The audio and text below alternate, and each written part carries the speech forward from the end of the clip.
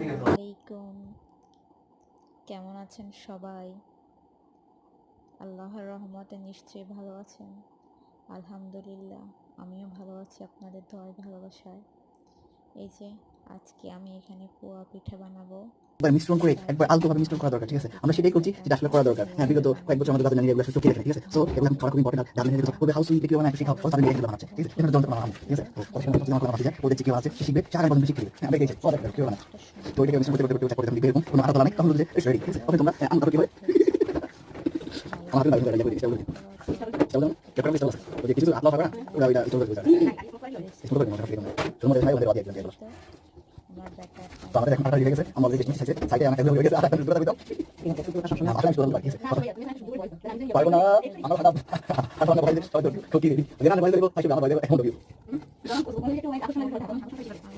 ওকে ভাজার জন্য প্রস্তুত করে নিচ্ছি। এরকম আটা করলে তার পিঠা ভালো হয়।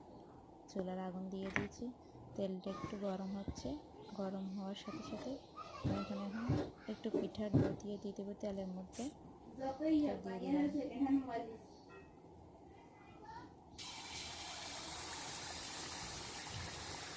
আস্তে আস্তে চুলাটাকে ভেজে নেব লো হবে, গ্যাসের চুলা লো থাকতে হবে, তাহলে পিঠার ভিতরে বাহিরে সুন্দরভাবে হবে।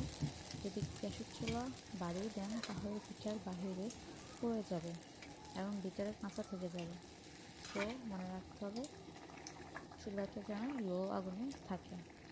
এবার ভালোভাবে ভেজে নেব।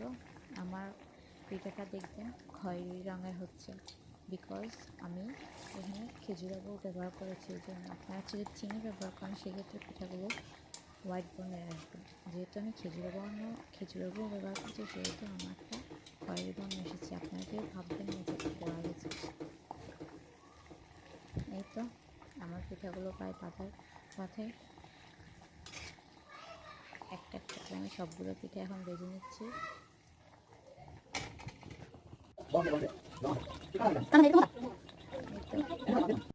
এরকম আইডিয়া পার অতটুকু আমি হবে যেখানে সেখানে ছবি এমনি এমনি মানা না, বুঝছো? যেটা করবে সুন্দর করে করো।